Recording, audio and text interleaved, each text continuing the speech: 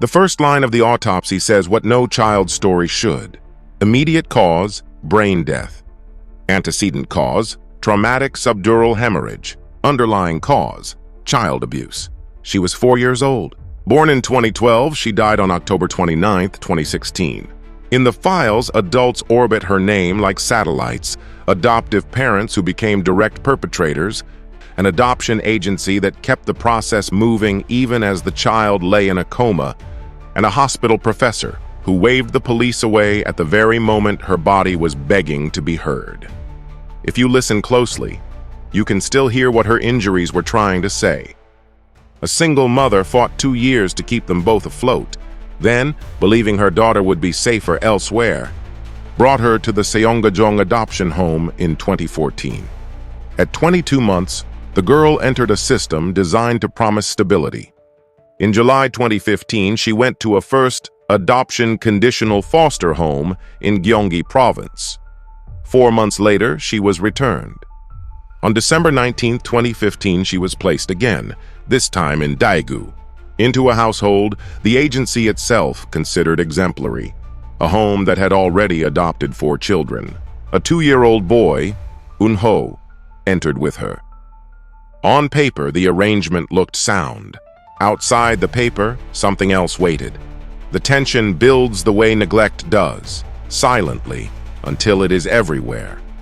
5 months after the Daegu placement, April 2016, an ambulance ferried her to Daegu Catholic University Hospital. Hyponatremia, seizures, the kind of low sodium that raises every clinician's antennae, especially when you also see the bruises and the burns that map out a child's pain. But let's take a break to explain what hyponatremia is.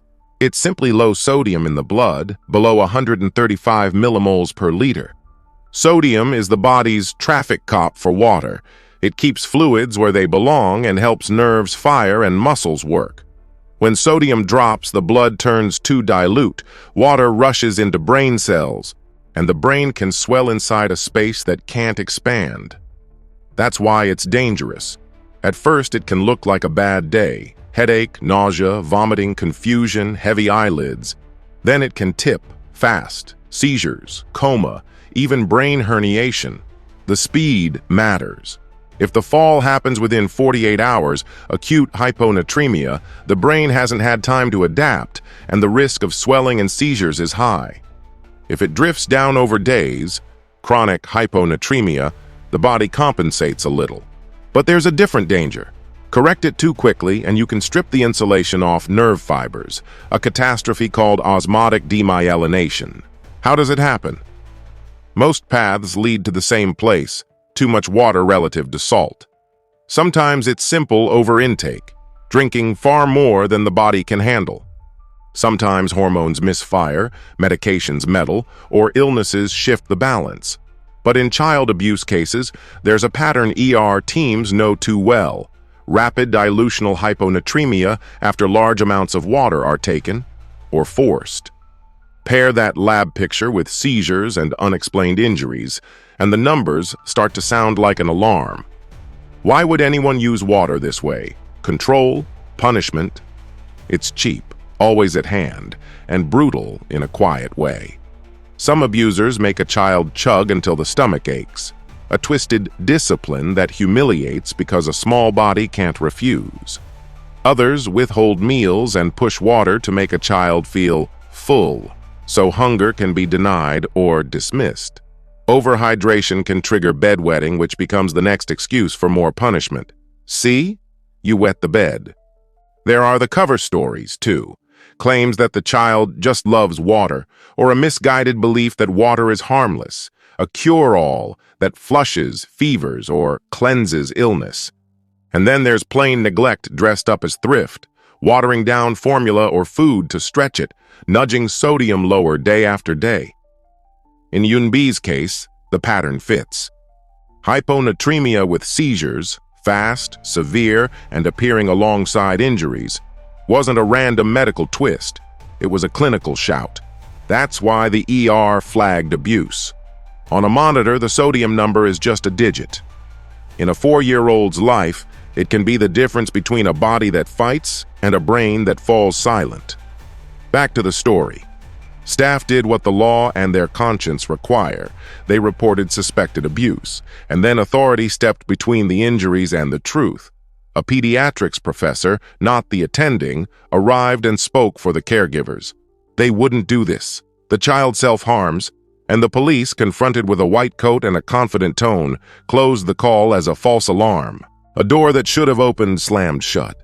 3 months later, July 2016, the same story returned without euphemism.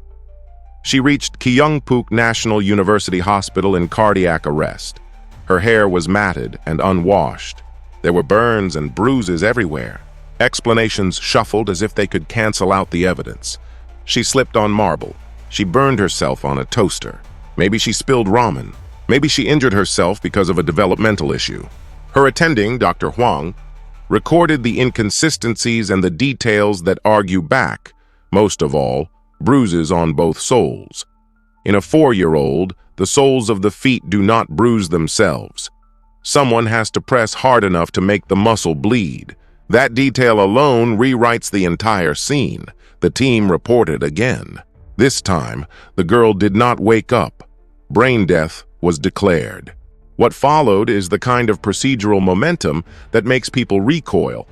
While machines kept her breathing, the adoption process kept moving.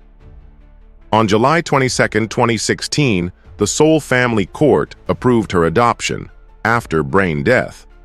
The agency submitted follow-up paperwork 3 days after her collapse and obtained waivers of immediate appeal from the birth parents without telling them her condition.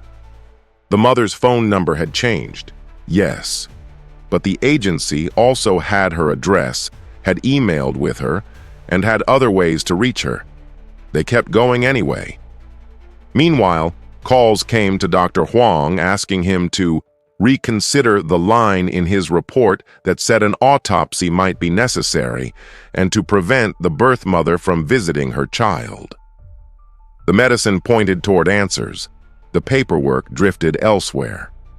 Inside the hospital, adults took turns not seeing what was right in front of them.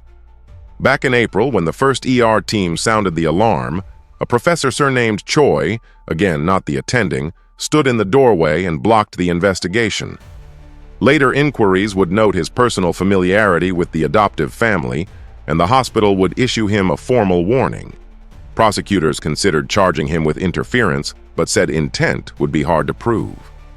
On the record, this is how the first alarm dies, not with a conspiracy, but with a practiced certainty that drowns out the child. And then the story left the corridors and entered the cameras. KBS's Chase 60 Minutes and other outlets pressed the case into public view. When the light came up, the investigation started to move. On August 29, 2016, police arrested the adoptive father on charges that included habitual abuse causing serious injury, and therapeutic neglect. The adoptive mother was booked without detention for therapeutic neglect, too. The case finally had gravity. It should have had it months earlier. In court, facts held.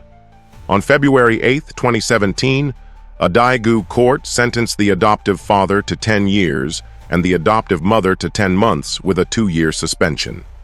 Months later, the father's sentence was increased to 15 years on appeal. On December 5, 2017, the Supreme Court dismissed his final challenge, leaving 15 years in place. 24 days after that, the Seoul Catholic Social Welfare Society, responsible for the agency, issued a formal apology acknowledging procedural failures.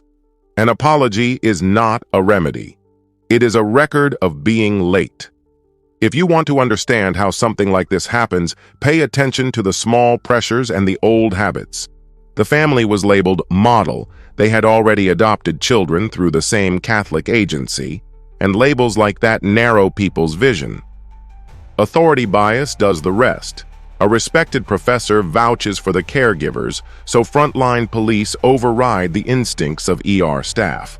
Diffusion of responsibility makes everyone feel slightly less accountable. The agency says the court can undo the adoption later if abuse is proven. The court stamps an approval while the child is already brain dead. The hospital warns a professor but cannot unsay what he said at the critical hour.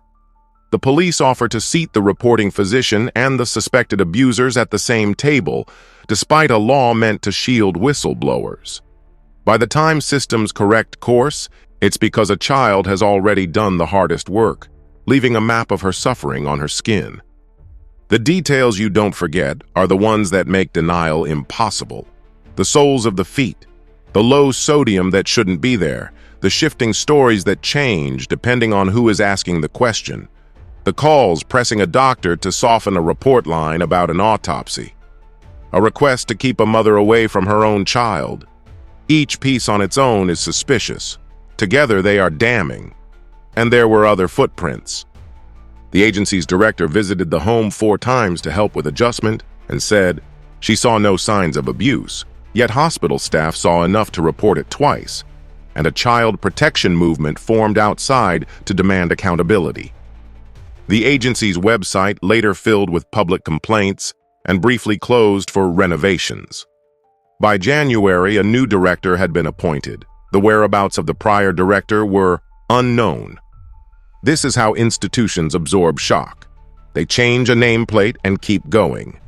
In the news pages that winter, one line captured the aching contradiction. Many adults saw the child's desperate eyes, from the adoptive father and mother to the adoption agency that visited the home, to the professor who blocked police at the first ER, yet somehow none of them saw. Exactly what happened to her is laid out in the clinical notes and court rulings. Why it was allowed to advance to an autopsy is written in the margins of our systems. The legal ending is clean on paper: arrest, conviction, appeal denied, apology issued.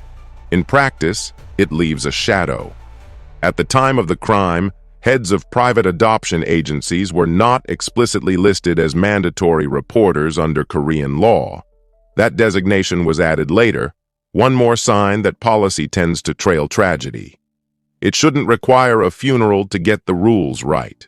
When you look back over the whole arc, from a mother handing over a toddler to a Catholic agency she trusted, to a courtroom saying 15 years, you see the pattern that keeps repeating in child abuse fatalities. Harm is normalized in a good home.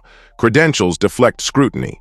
Process continues even when the person at the center cannot benefit from it, and the only thing that finally forces action is the insistence of facts that don't care who's vouching for whom.